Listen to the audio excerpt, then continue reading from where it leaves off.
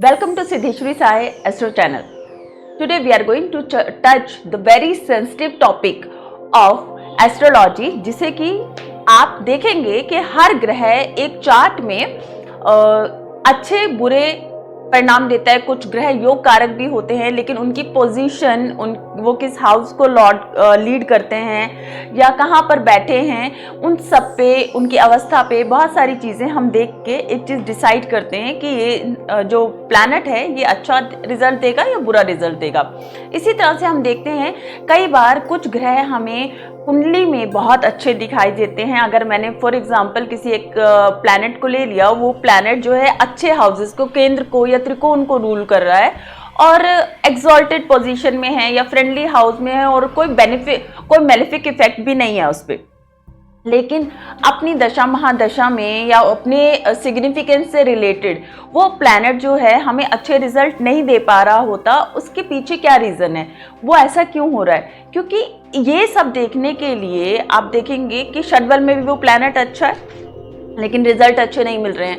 अब उसमें होता क्या है कि अगर आप डीपली, क्योंकि ज्योतिष जो है वो गणित पे डिपेंड है, अगर इसकी कैलकुलेशंस में आप डीप कैलकुलेशंस में जाएंगे तो एक बहुत सेंसिटिव पॉइंट आता है जिसे हम मृत्यु भाग बोलते हैं। ये एक सेंसिटिव पॉइंट है, ठीक है। जो मृत्यु भाग में जब भी प्लैनेट आता है, एक ऐसी डिग्री है जो कि हर राशि के लिए, हर नक्षत्र के लिए, हर लगन के लिए डिफरेंट है।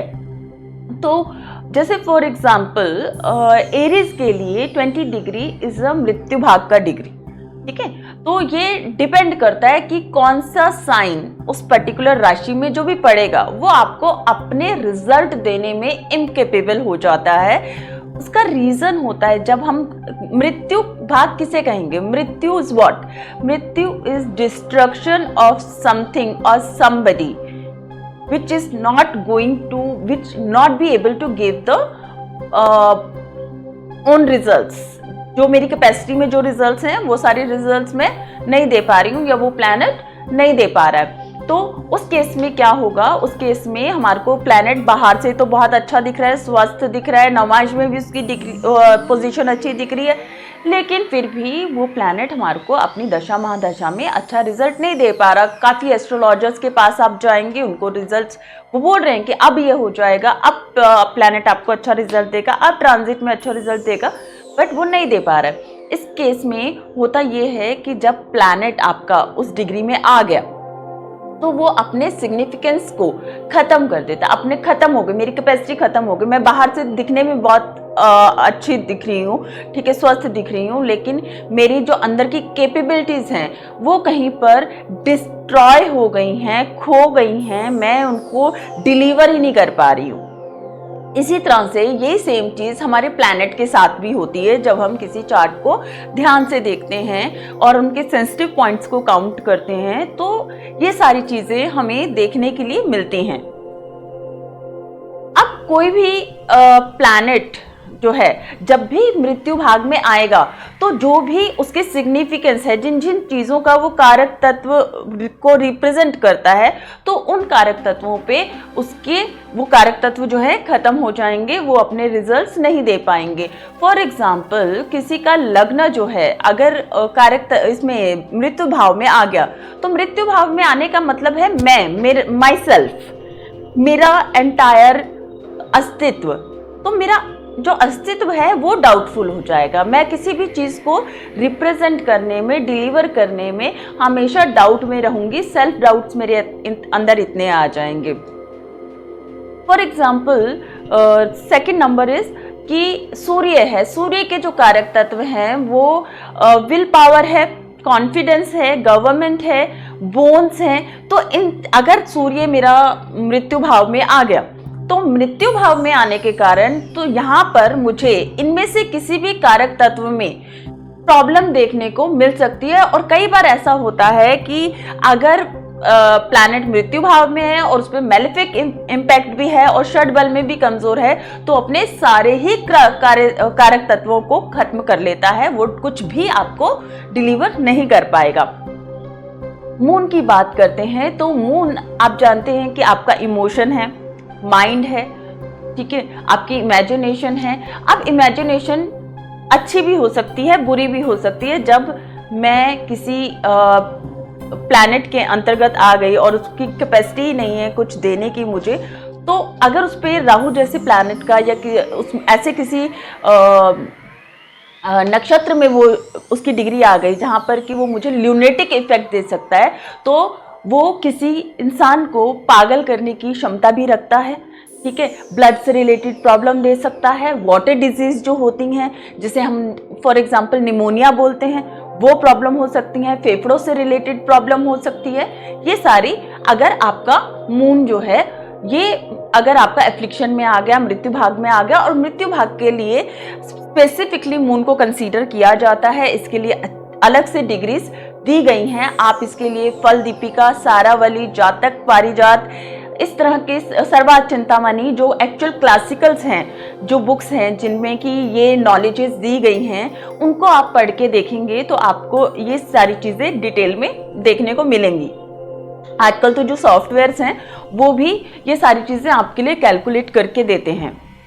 इसके बाद है आपका मार्स। मार्स अब यहाँ पर अपने जो यंगर सिबलिंग्स हैं उनको रिप्रेजेंट करता है, आपके ब्लड को रिप्रेजेंट करता है, ठीक है, आपकी करेज को रिप्रेजेंट करता है। अगर मार्स जो है वो मृत्यु भाग में आ गया तो मार्स जो है आपको आपके सिबलिंग से रिलेटेड जो हैप्पीनेस मिलनी होती है उसको वो डिस्ट्रॉय कर देता है। अभी मैं कुछ दिन पहले एक चार्ट देख रही थी जिसमें कि मार्स जो है वो मृत्यु भाग में आ रहा था, मृत्यु भाग में आ रहा था, और उस केस में उसका लगना, उसका Jupiter and I think Mercury, yes, Mercury was also in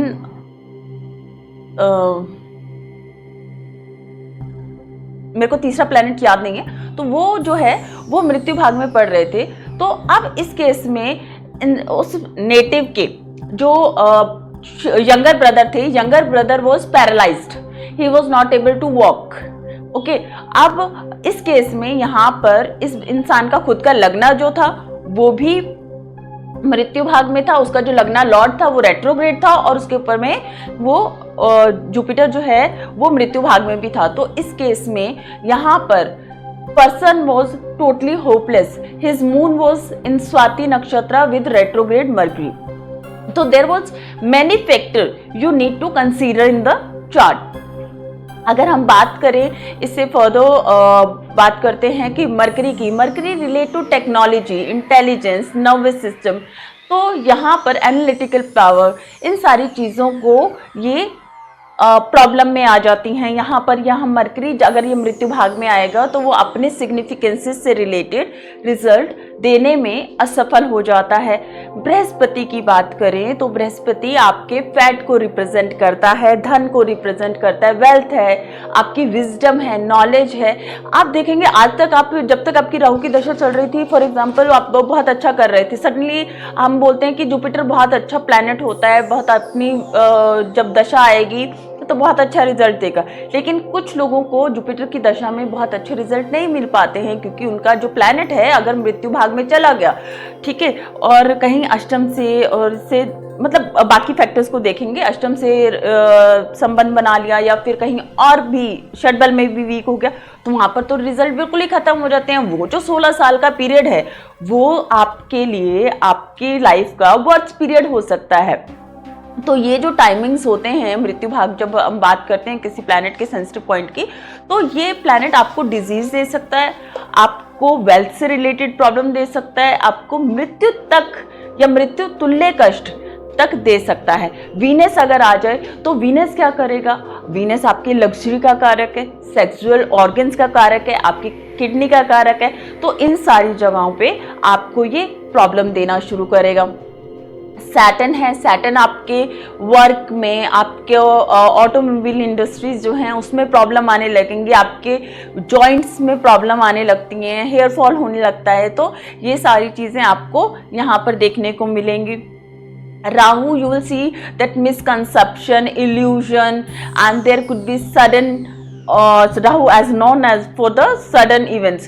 तो suddenly आपका आज तक का कमाया वो सब था वो चला जाता है, जबकि लोग बोलते हैं कि राहु की दशा में बहुत कुछ अच्छा होना चाहिए।